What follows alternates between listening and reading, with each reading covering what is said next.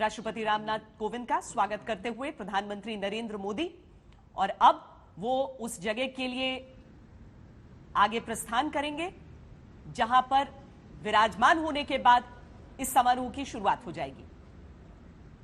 राष्ट्रपति भी तीनों सेनाओं के प्रमुखों के सैल्यूट के, उनके सम्मान का जवाब अपने नमस्कार से देते हुए, और अब राष्ट्रपति के अपनी जगह लेते ही, अपना स्थान ग्रहण करते ही आज के समारोह की औपचारिक शुरुआत हो जाएगी, जो कि दरअसल एक औपचारिक समापन है गणतंत्र दिवस समारोह का। इस बार का समारोह सिर्फ इस बार का नहीं, बल्कि आज से इस साल से जो शुरुआत हुई है वो एक हफ्ते के जश्न की।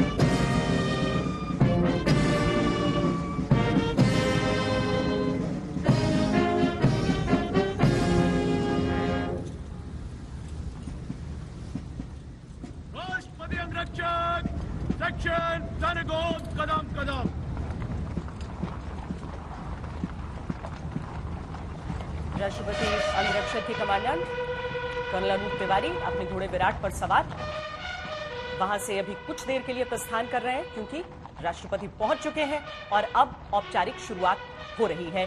इन धुनों के साथ हम आपको इससे जुड़ी तमाम जानकारियां भी देते रहेंगे।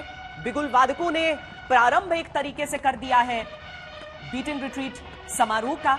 जब राष्ट्रपति का आगमन होता है, उनका स्वागत होता है उसके साथ ही, लेकिन एक एक धुन किसने उसे बनाया है, किस तरीके से वर्दीधारी हमारे इस तरह की धुनों की रचना करते हैं, ये सारी जानकारियां आपको एक एक करके देंगे।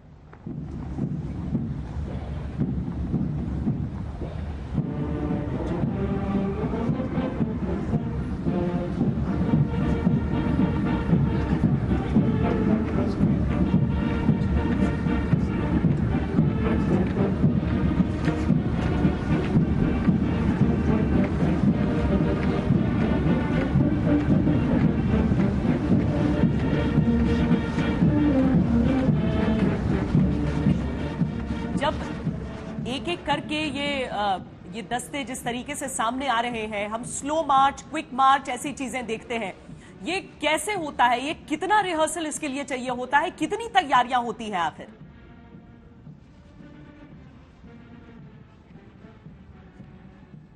तैयारी होती है, अपने अपने रेजिमेंटल सेंटर में करते हैं, एयरफोर्स नेवी अपने अपने सेंटरों में करते हैं। फिर ये अक्टूबर के आसपास, अक्टूबर नवंबर में इकट्ठे होते हैं, फिर धुनें बजती हैं सवेरे शाम रात। अगर आप कैंट एरिया में आए तो आप ये धुन सुन सकते हैं। ये बड़ा प्रिसिशन चाहिए होता है इसमें, और बहुत ट्रेनिंग चाहिए होती है। जो ब्यूगलर, कम से कम कुछ नहीं 50 ब्यूगलर खड़े हैं यहाँ पे, 70-75 ब्यूगलर खड़े हैं, उनका एक साथ ध्वनि बजना, ये बहुत ही प्रिसिशन है। और फौज में, डिफेंस सर्विसेज में हर चीज़ बड़े तरीके से, बड़ी तरतीब से, बड़े प्रिसिशन से करते हैं। हर काम प्रिसिशन से किया जाता है, हर चीज़ टाइम पे की जाती है। अगर इतने टाइम पे आना है, इतने टाइम पे जाना है, हर चीज़ कोऑर्डिनेट होती है। तो आप सोच सकते हैं कि कितना इसमें मेहनत जाती है।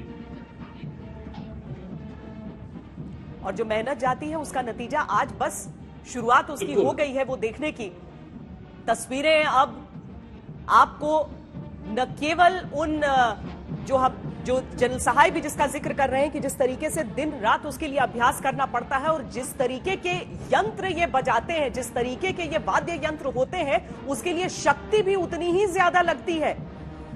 आमतौर पर अपने अपने रेजिमेंटल सेंटर्स में उसका अभ्यास करना और फिर एक मिश्रित बैंड में जनरल सहाय पहुंचकर बजाना, यानी कि आप सिर्फ अपना अभ्यास नहीं करते हैं, बल्कि उसके बाद आपको मालूम है कि उस सामंजस्य, उस समन्वय के साथ आपको एक बार फिर अपनी प्रस्तुति देनी है। बिल्कुल। और ये जितने भी यंत्र हैं, इनको बजाना बहुत ही आदमी को बहुत ताकत चाहिए, चेस्ट में और लंग्स में बहुत ताकत चाहिए इसको बजाने के लिए। और दूसरा आप ये देखिएगा कि जब आप चल रहे हैं उसमें आपकी सांस भी फूल रही है, आपने ट्यून में भी बजाना है, सबने इकट्ठे बजाना है। तो आप सोच सकती हैं कि कितना इसमें मेहनत की जरूरत है और कितनी प्रिसिशन की जरूरत है, और वो आज दर्शाएंगे। ये वीर सैनिक की धुन हम सुन रहे हैं इस समय, और जिसे कंपोज किया है मेजर अशोक कुमार ने। सुनिए।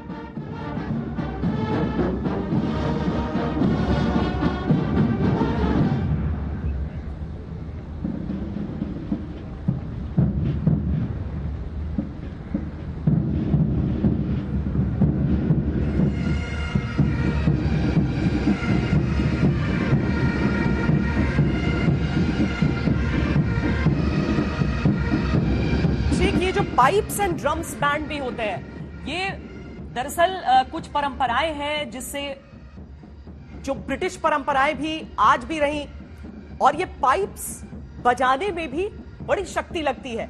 उसमें जिन सैनिकों से खासकर मेरी बात हो रही थी जो ये पाइप्स बजाते हैं, वो एक तो बहुत गर्व भी रखते हैं इस बात पर। आप उस धुन के साथ आप नाचते भी रहते हैं और पूरी ताकत के साथ ऐसी धुनें भी निकालते हैं। जी हाँ, बिल्कुल सही कहा श्वेता आपने। ये पुरानी ब्रिटिश लेगेसी है, और ये वहीं से पाइप बैंड्स का जन्म वहीं हुआ था।